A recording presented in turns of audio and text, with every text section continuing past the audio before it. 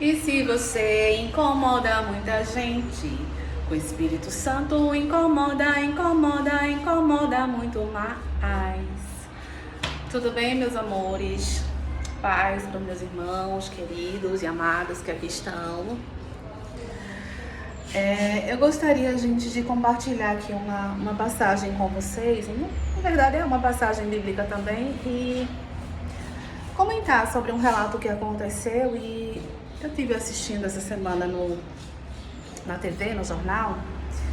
E aquilo me deixou tão pensativa, né? Porque você fica observando a que ponto chega a maldade alheia, né? Era uma menina, adolescente, cheia de vida, toda iluminada, linda, perfeita menina. E ela foi morta dentro da sala de aula pelos seus colegas de classe. E quando foram perguntar o porquê do motivo que tinham feito isso com ela, e disseram que ela era cheia de brilho, que ela amava a vida, ela era muito cheia de luz, ela era cheia de vida. Para você ver que a alegria dela, né, a luz que ela tinha incomodava, né? Isso é o que acontece com os filhos de Deus, né? Incomodam porque possuem a luz do Espírito Santo, né? E essa luz, nós nem pedimos ela para tê-la, mas o Senhor colocou sobre os dele, né? E como diz aquela passagem que diz assim, a luz incomoda as trevas, realmente ela incomoda. Até as trevas entender que você é luz e aceitar isso, né? Difícil aceitarem. Porém, isso me relembrou muito a passagem da história de José. José, né, que era o menino sonhador, com sua bondade, com seu coração bom, que o Senhor conhecia, né? Sempre revelava os sonhos dele aos irmãos. E nisso os irmãos foram se criando raiva de José, né? Pelo fato dele ter contado sobre o sonho que ele teve, que os feixes dos irmãos se dobravam sobre ele, enfim, sobre os feixes dele, enfim. E os irmãos foram tomando o abuso de José devido aos sonhos que ele contava numa simplicidade, numa inocência, né? E isso foi acarretando inveja no coração dos irmãos dele. Tanto que chegaram ao ponto de vendê-lo como escravo. José era um filho muito querido de seu pai e ele ganhou uma túnica, né? E essa túnica, até isso os irmãos dele invejaram dele. Então, devido a isso, venderam José como escravo para o Egito, né? Na verdade, jogaram primeiro ele no poço, né? E Deus levantou um dos seus irmãos para dizer, não vamos matá-lo, vamos vendê-lo, né? Então, José foi vendido como escravo para o Egito. Mas mal sabiam os irmãos dele que não estavam findando a vida de José, né? Não estavam frustrando ou acabando com os sonhos dele. Muito pelo contrário, estavam avançando ainda mais o tempo da promessa, da realização da promessa na vida de José, porque Deus tinha algo grande para cumprir na vida dele e cumpriu, né? Então José ele foi para o Egito, ele passou um bom tempo como escravo, até o momento que Deus deu a oportunidade do nome dele ser lembrado ao rei, né? Ao faraó, na verdade. E diante da revelação de um sonho de faraó, como ele tinha o dom de revelação, ele revelou. E o faraó, ele começou a ser bem conceituado, né, diante aos olhos do faraó. E isso gerou até um cargo que não existia na época, que era o cargo de governador, e passou a existir, onde José passou a ser o governador do Egito. Ou seja, abaixo do faraó, o cargo mais elevado que tinha era o de governador. Ou seja, os irmãos de José achavam que estavam atrapalhando a vida de José, impedindo da realização dos sonhos e das promessas de Deus chegarem até ele. Só que não. Ninguém atrapalha os sonhos de quem Deus escolheu para vencer, né? passar pela promessa, para tomar posse da promessa. Então, assim, a gente vê a história de José e essa história dessa moça aqui, dessa adolescente que eu vi no jornal. Infelizmente, ela não teve a oportunidade de dar continuidade à sua vida, porém, eu acredito que tenha sido chegado o tempo dela, né?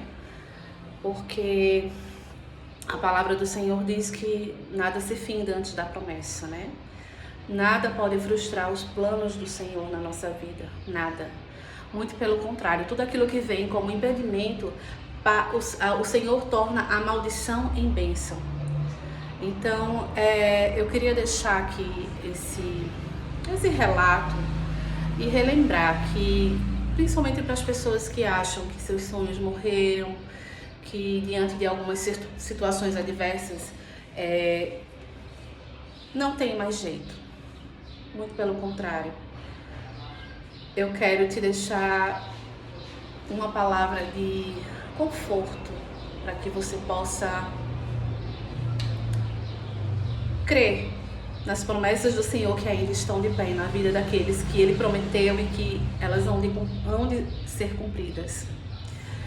E eu quero que você não desista dos seus sonhos, da sua caminhada, até mesmo se você não é uma pessoa cristã ainda, ou se sente às vezes um chamado, a vontade de buscar a igreja, de buscar a Deus.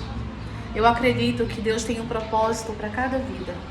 A partir do momento que a gente se dispõe para que Ele possa habitar no nosso coração e fazer parte do nosso viver. Então, assim, eu quero deixar para você essa mensagem, que nada está perdido, né? Enquanto há vida, há esperança. E que jamais você possa desistir dos seus sonhos, dos seus projetos, diante de qualquer impedimento que possa haver. O Senhor é mais. O Senhor é luz na vida dos seus. E o Senhor é um Pai que Ele não desampara, que Ele está sempre presente em qualquer adversidade. Basta clamar por Ele. Agora vamos lembrar uma coisa, né, gente?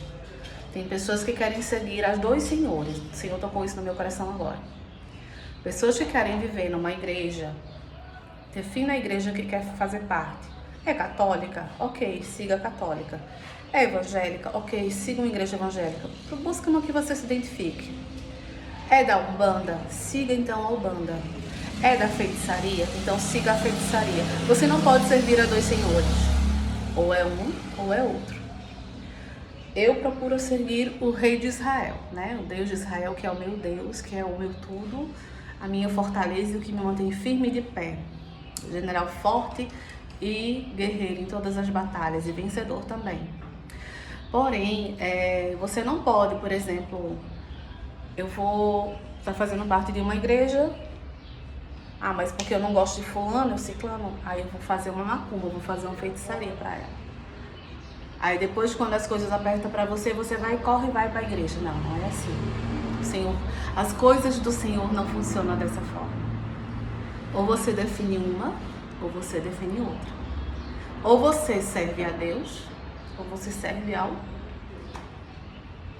Então, assim, que isso sirva de discernimento para você que quer seguir realmente uma religião específica, tá? E procure não se frustrar tanto se você não tem brilho, se você não tem a luz do Espírito.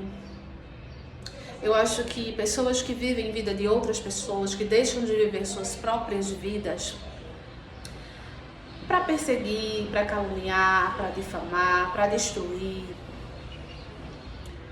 Gente, é tão perca de tempo isso, tão perca de tempo, porque é de uma mediocridade tão grande que, além da justiça de Deus pesar a mão sobre a situação e transformar toda a maldade em bênção que for lançada sobre a vida dos seus, é perca de tempo, é perca de tempo. a gente tentar fazer o mal para o próximo cai por si mesmo. Porque sempre o feitiço vira contra o feiticeiro.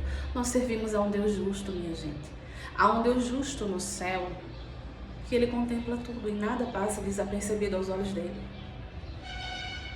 Então, a Ele pertence a justiça, dele é a vida. Ele tem o poder da vida e da morte nas mãos dele. Ninguém nasce, ninguém morre sem a permissão do Senhor. Nem a folha de uma árvore não cai sem a permissão dele. Então, eu quero deixar essa palavra para vocês e eu espero que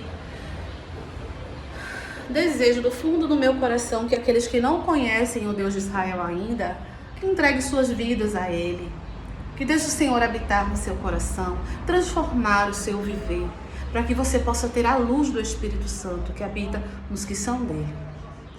Então, do fundo do meu coração, eu desejo fielmente, verdadeiramente, de coração, que você tenha paz e que você adquira essa luz que só o Espírito de Deus pode ter sobre a sua vida. Tá certo? Fiquem na paz. Um beijo.